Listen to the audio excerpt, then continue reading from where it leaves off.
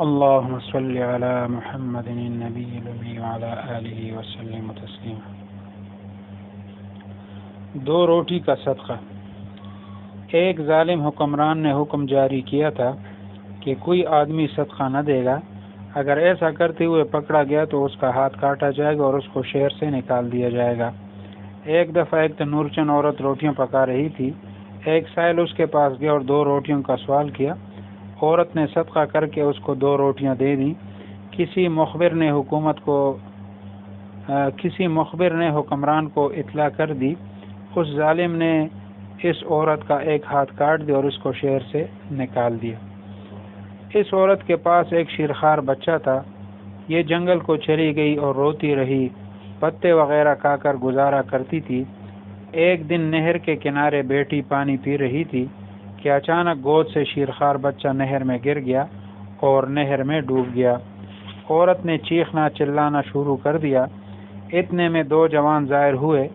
ایک نے غوطہ لگا کر نہر سے بچے کو نکال دیا اور دوسرے نے عورت کے بازو پر ہاتھ پھیر دیا، جس سے بازو بالکل ٹھیک ہو گیا۔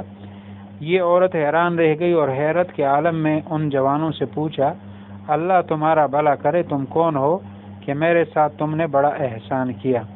ان 2 جوانوں نے کہا، تم ہمیں نہیں پہچانتی، ہم تمہارے صدقے کی 2 روٹیاں ہیں۔ ان 2 روٹیوں سے اللہ تعالیٰ نے ہمیں بنایا ہے۔ سبحان اللہ، مسلمان کا صدقہ خیرات بھی کیا ہی بڑی دولت ہے۔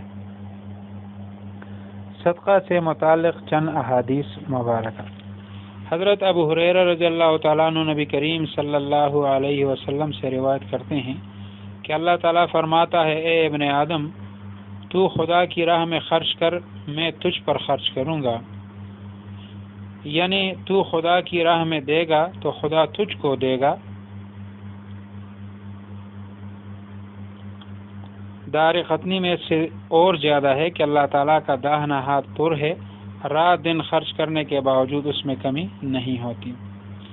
حضرت ابن عمر رضی اللہ تعالیٰ عنہ نبی کریم صلی اللہ علیہ وسلم سے روایت کرتے ہیں کہ فرمایا اللہ تعالیٰ نے، اے ابن آدم، 2 چیزیں ہیں، دونوں میں سے ایک تیرے اختیار میں نہیں ہے۔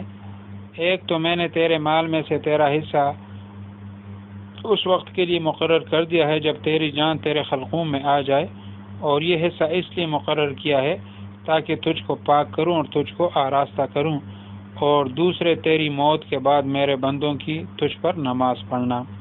یعنی مرتے وقت مال کے تیسرے حصے میں وصیت کرنا۔ وصیت کا فائدہ مرنے کے بعد ہی حاصل ہوتا ہے، جس طرح جنازہ کی نماز کا فائدہ مرنے کے بعد حاصل ہوتا ہے۔ صدقہ کی وجہ سے عذاب کا ٹل جانا۔ حضرت ابو ہریرہ رضی اللہ تعالیٰ عنہ نبی کریم صلی اللہ علیہ وآلہ وسلم سے روایت کرتے ہیں کہ تم سے پہلے لوگوں میں سے ایک شخص تھا جو ایک پرندے کے گھونسلے میں سے اس کے بچے نکال لیا کرتا تھا۔ اس پرندے نے اللہ تعالیٰ سے شکایت کی۔ اللہ تعالیٰ نے فرمایا، اگر آئندہ ایسا کرے گا تو اس کو ہلاک کر دیا جائے گا۔ چنانچہ یہ شخص سیڑھی لے کر پھر اس طائر کے بچے نکالنے جا رہا تھا کہ گاؤں کے سرے پر اس کو ایک سائل ملا۔ اس شخص نے اپنے کانے میں سے اس کو ایک روٹی دے دی۔ جب اس درخت کے پاس پہنچا تو سیڑھی لگا کر بچے نکال لیے اور بچوں کے ماں باپ دیکھتے رہے۔ پھر انہوں نے عرض کیا، الہی، آپ نے وعدہ فرمایا تھا کہ اس کو ہلاک کر دیا جائے گا۔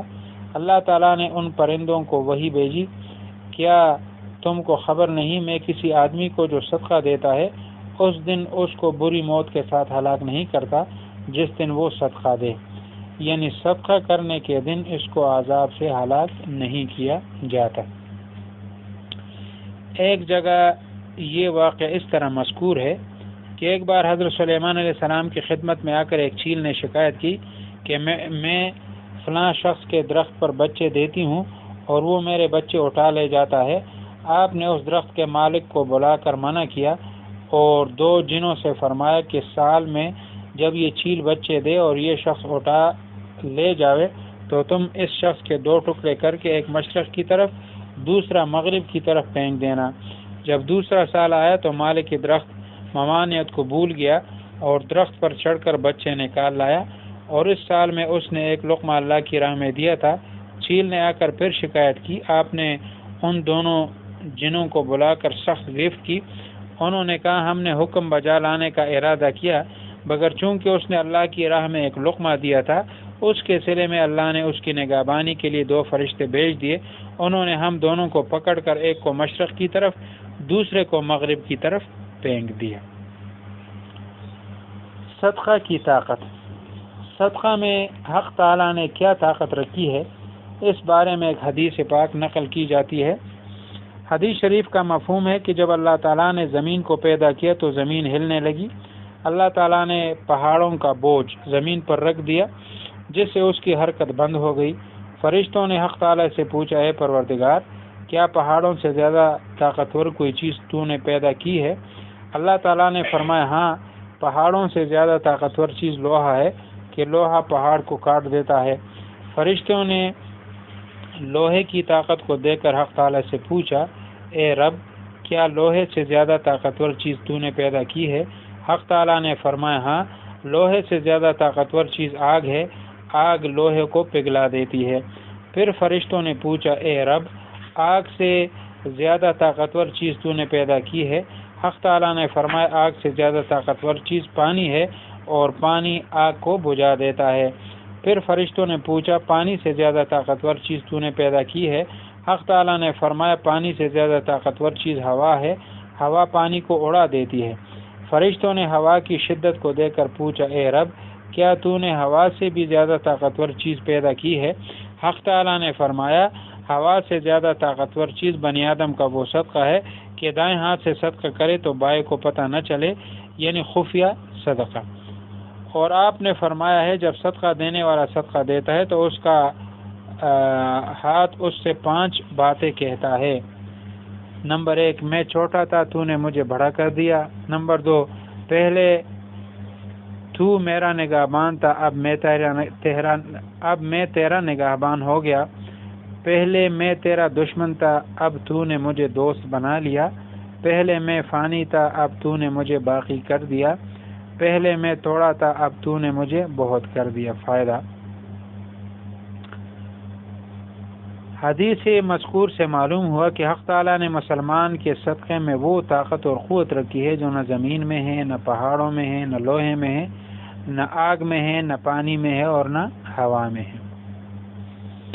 جب یہ آیت نازل ہوئی، الذین ينفقون اموالهم باللیل والنہار سرا وعلانیہ، تو ابو بکر صدیق رضی اللہ تعالیٰ عنہ کے پاس 40 درہم تھے۔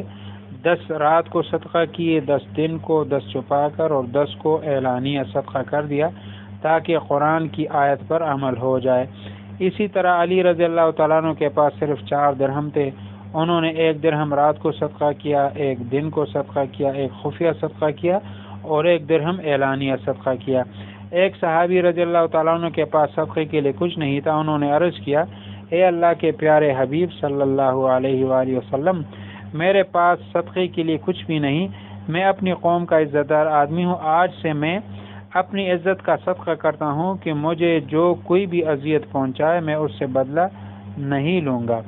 سبحان اللہ، صحابہ کرام کی کیا عجیب شان تھی، اور کیوں نہ ہو، آخر وہ اولین و آخرین کے سردار محمد الرسول اللہ صلی اللہ علیہ وآلہ وسلم کی تربیت میں رہے۔ اللہ تعالیٰ کے پیارے حبیب کا رنگ ان پر چڑھ چکا تھا۔ اللہم صلی علی محمد النبی الامی وعلی آلہ وسلم تسلیما۔ صدقے متعلق دا احادیث مبارک بیان شلا اور دو درې واقعات بیان شو۔ اللہ تبارک و تعالی دې موږ له توفیق راکړي چې صدقه خو چې اخلاص سره وي، ریاکاري پکې نه وي، د الله تعالی رضا مقصود وي۔ الله تبارک و تعالی ځکه چې ډېر بلاګانې مصیبتونه دې سره ختمیږي او د الله تعالی فضل رحم چې دی دا سړي منې کېږي، نو الله تبارک و تعالی دې موږ له هم د صدقې کولو توفیق راکړي، او څنګه چې حدیث شریف بیان شو چې صدقه کې هغه طاقت او قوت چې کوم نه په ځمکه کې شته، نه په غرونو کې، نه په اوسپنه کې، نه په اور کې، نه په اوبو کې او نه په هوا کې، یعنی صدقه چې ده د دې ټولو نه زیاته طاقتوره ده. نو الله تبارک وتعالی دې موږ له هم توفیق راکړي چې موږ هم صدقه کوو. اللهم صل علی محمد.